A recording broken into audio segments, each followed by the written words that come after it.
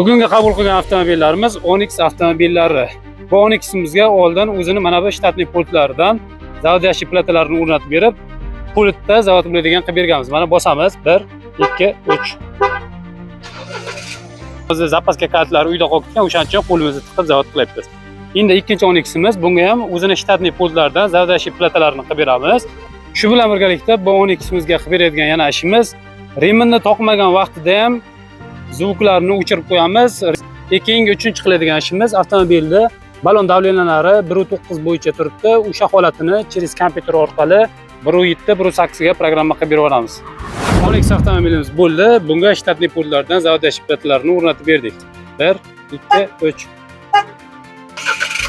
Ko'pchilik zavod bo'lish funksiyasini qish kuniga kerak bo'ladi deb o'ylaydi, lekin yoz kuniga ham kerak bo'ladi. Konditsionerlarni yoqiq holatda qo'yib ketsa, mashinani salonda ichini ham normal holatda haroratini minusga o'tkazib turadi. Tablolarga e'tibor berilsa, 1.8 davlenaga tushirdik.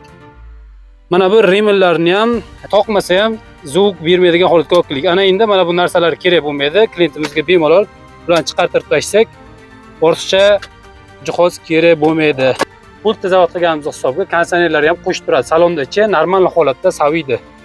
Attidopta diagnostika ham qilib berdik. Xizmatlar bo'yicha bemalol pastdagi raqamlarga aloqaga chiqa olasizlar. Bizning ish faoliyatimiz Jizzax Motors'da.